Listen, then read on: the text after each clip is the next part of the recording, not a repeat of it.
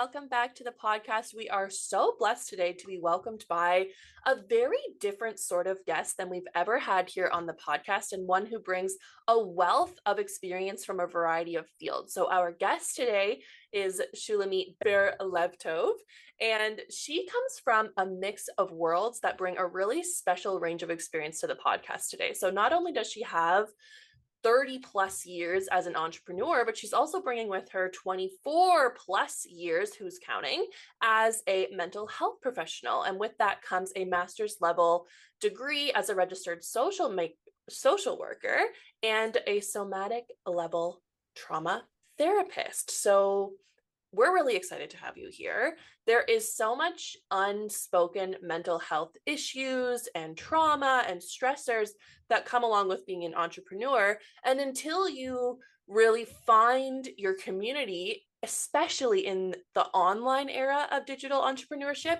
it can feel so isolating. So having someone like you whose whole life mission is to support people in this otherwise very isolating role is really, really exciting. So Shulamit's here. We're going to talk all about it. She works both nationally and internationally, one-to-one and on a larger scale, mostly with women business owners, supporting them in all sorts of ways, but really with a focus on preserving peace so that you can actually run your business without running yourself into the ground. So welcome. We are so excited to have you here today.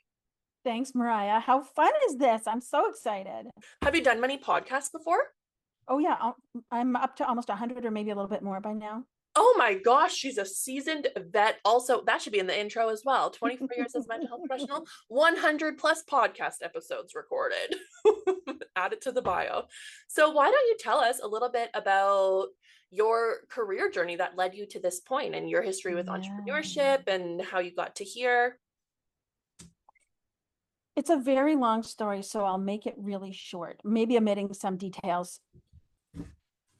So I went back to school to get my master's degree. My goal was to finish by the time I was 50, and I did it. I graduated, I was 48. Woo! And because of where I was in my life, I knew that this business needed to support me. So right out of school, I went into private practice, but also into business training, masterminds, coaching, and also networking, hanging out with other entrepreneurs. My business was wildly successful. I'm located rurally. There weren't many therapists 12, 14 years ago in rural areas. So I expanded my practice from solo to group because there was such a demand. But the mental health toll of running this wildly successful group practice was really high. And at a certain point, it was clear to me that I needed to exit the practice because of its impact.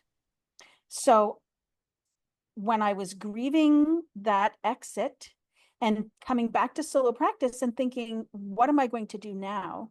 I remembered how in all the business environments, as the only therapist there, so many of the entrepreneurs would whisper to me about their mental health struggles. And my business mind and my mental health mind had a baby. It occurred to me that we need mental health professionals who are specialized, who understand the mental health impacts of entrepreneurship and what to do about it. And that's how the Entrepreneur's Therapist was born.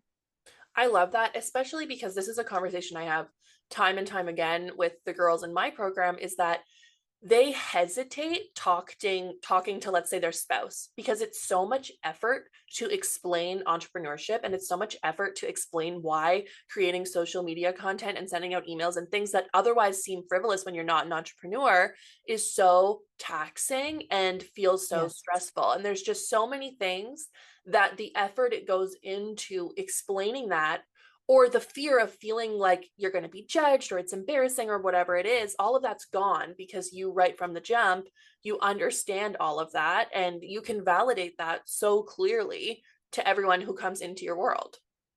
And these are two aspects. What you're talking about now are two aspects of the isolation that we feel as entrepreneurs, because we use the one word isolation, but there are so many different layers to how we are isolated. The first thing you talked about is talking to your spouse. Like your spouse, your family members, they might be so supportive, but at the same time, they don't get it. There are fewer peers, and so there's an isolation in that. But then also there's and as women in heterosexual relationships, many of us with kids, we might recognize the term emotional labor. Mm. But as business owners, the load of emotional labor that we carry, we have it in our personal lives, but then also in our businesses, because creating content, nurturing relationships, all the work we do to bring in clients in a human-centered way, it's very relational, but it requires emotional labor on our part. And then when we have clients, stuff comes up for us around clients. There's always that client that you're like, right? And what are you going to do with that? You don't tell the client. You don't expect them to hold space for you. You're a leader for your team and your client. And in order to have a healthy relationship with these folks, you have to have somewhere to put that where it's not going to damage you, your business, or your relationships.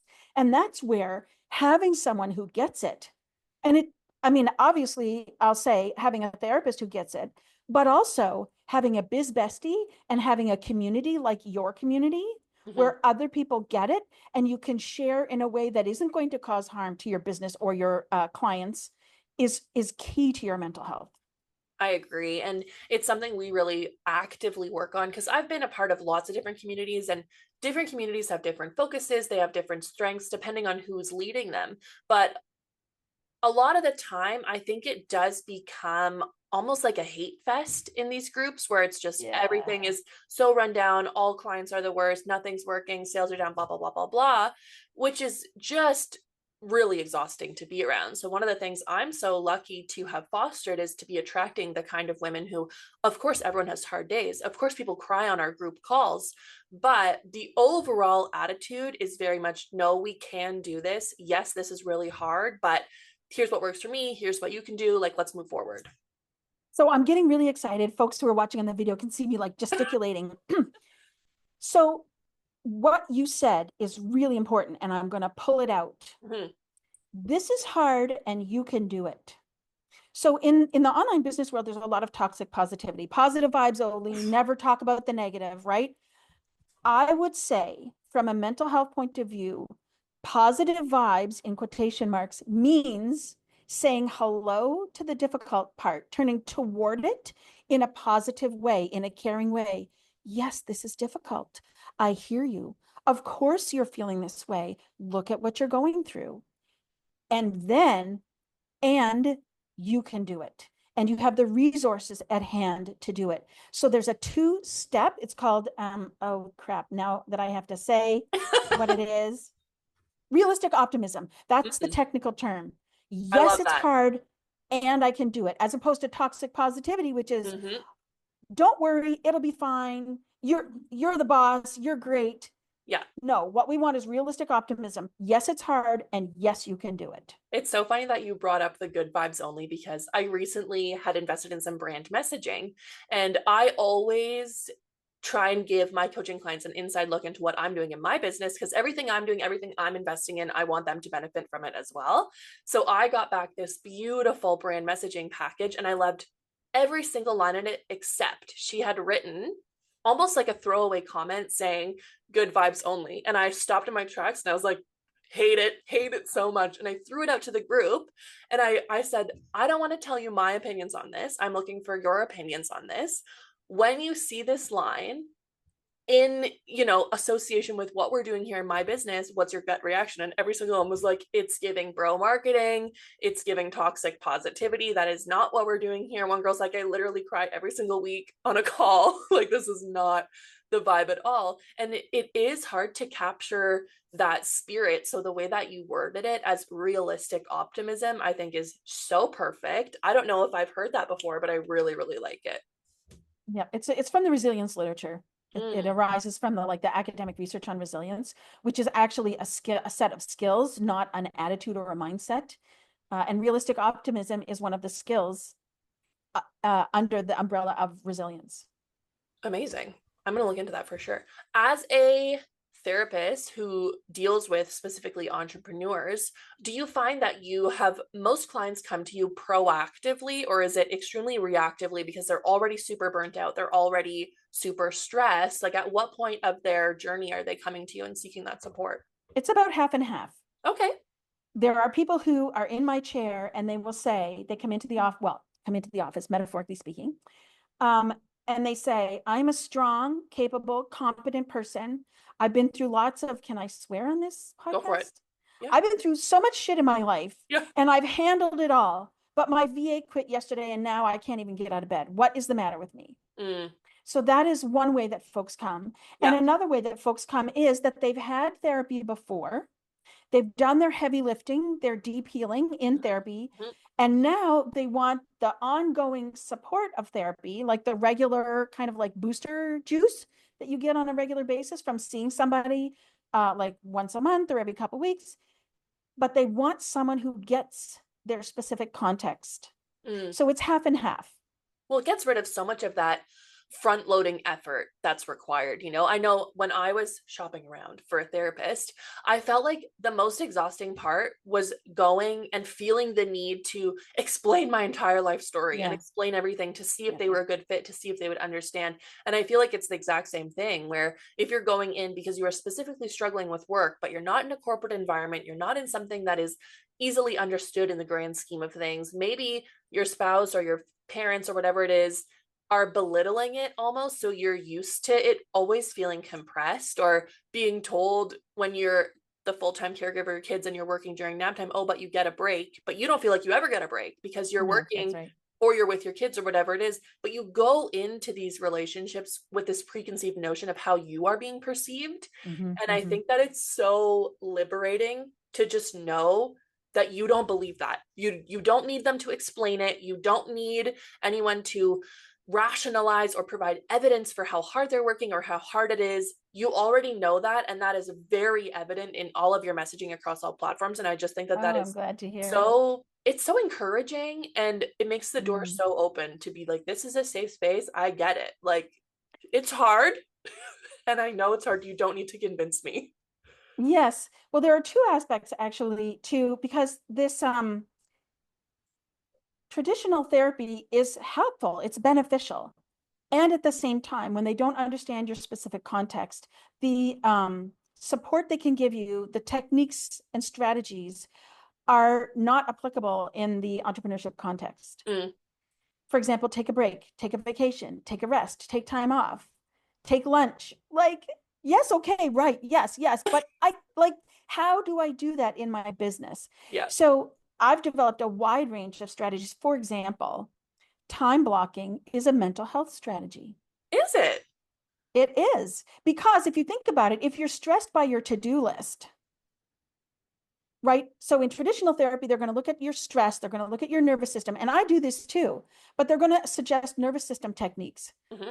And these are also helpful, and I know these and will recommend them as applicable. But as an entrepreneur, there's more to be curious about. Where's the stress coming from? Let's break this down. Let's be curious. And if you've got an unmanageable to-do list, then I can suggest maybe you might like to think about time blocking. And then we can talk about your business, your work style, your context. Does time blocking fit or not? And Mm-hmm. how time blocking can alleviate your stress around your to-do list. Also, a VA is a Oh, mental health strategy. 100%. A marketing support is mental health strategy. Your mastermind, your coach, all of these are mental health strategies that a traditional generalist in mental health is not going to propose because they aren't aware of all the mental health impacts of running a business. And then the other thing is money. Yeah. In the US, there are a couple of researchers, psychologists, the Clontz, Ted and Brad Clontz, father and son, and they've done a bunch of research into, at peer-reviewed and published research into money and money mindset, money psychology. And they did a study of all the professions and how they rank in terms of their mental, what do they call it? Their mental wealth.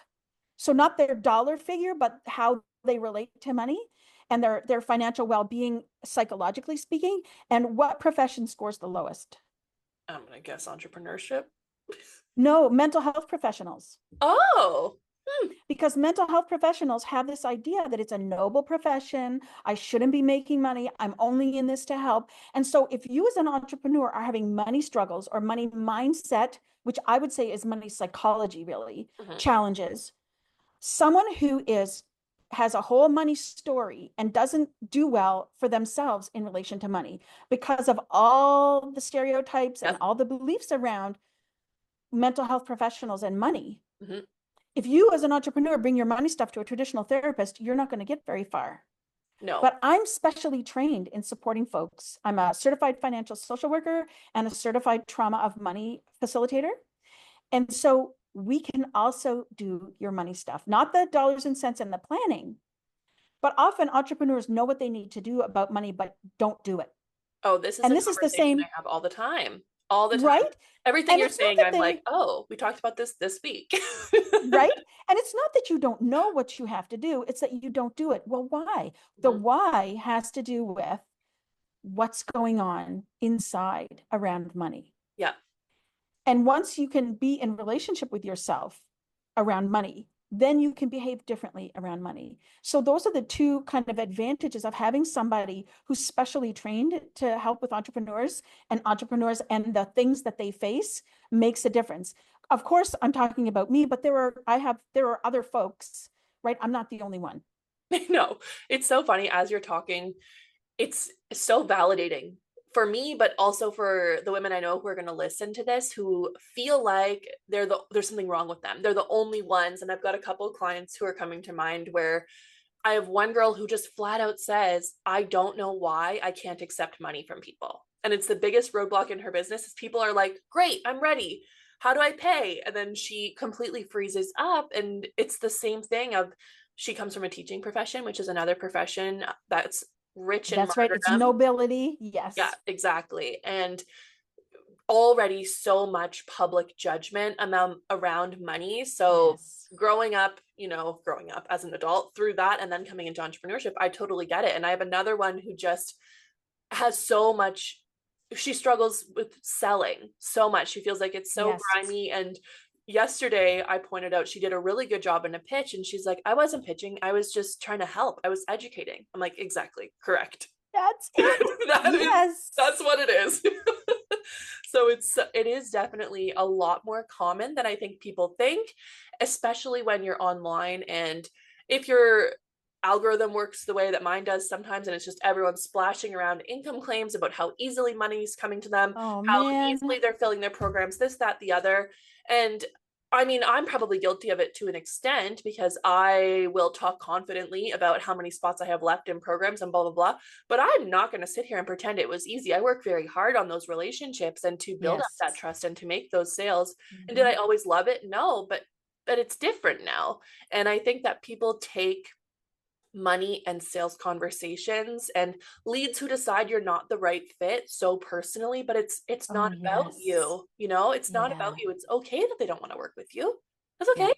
They Yeah. can continue on their merry way and Well, we'll it's a look them little up. scary. It's a little scary, Mhm. right? So we need, and that's why uh, as women, we are trained to think. That is to say, women and femmes, who have experiences of misogyny in the world, people who Mm. have experiences of misogyny in the world, are trained to think that whatever's wrong is our fault. And I mean, it's subtle, right? It's not explicit, because if it were explicit, you and I would build, and many of the people we know would be like, well, that's bullshit, but it's Mhm. not straight up. It's behind the scenes. So then when a person says, you're not the whatever for me, you're not the marketer for me, you're not the coach for me, whatever, and we are afraid for our sustainability, Mhm. then we have a reaction. There's the double fear of like, oh my God, my business is going to fail and I'm going to Yep. starve and die. And Mhm. I'm not joking. Like, it's on a visceral level, that's where you're at. Yep. And then also, if they're saying no to me, there has to be something wrong with me. Like, what a crushing weight I that know. is. And it's heavy, especially for the moms out there who have taken the risk to leave their job. Maybe that was a hard conversation with their spouse. They know the weight and the importance of their income. And so to get that no, or to have that failed launch or whatever it is, it's so much heavier than, okay, I'm not making just this amount of money. It feels like a projection Yeah. of the future. It feels like Yes, this it is does. what you're always Yeah. going to have, you know, which Yeah. is not true. There's things that we can change, but it doesn't change the fact that in that moment, that is so consuming and hard to get past. And money is Yes. obviously a sensitive subject for a lot of people, but I do think that a lot of entrepreneurial stress does come down to this fear of you yourself not being able to do enough to make the money that you need to make to Yeah, survive absolutely. and continue. Yeah. So the number one stressor people talk to me about psychologically is isolation. But Okay. in the research, the number one stressor for business owners is cash flow. Like, duh, obviously.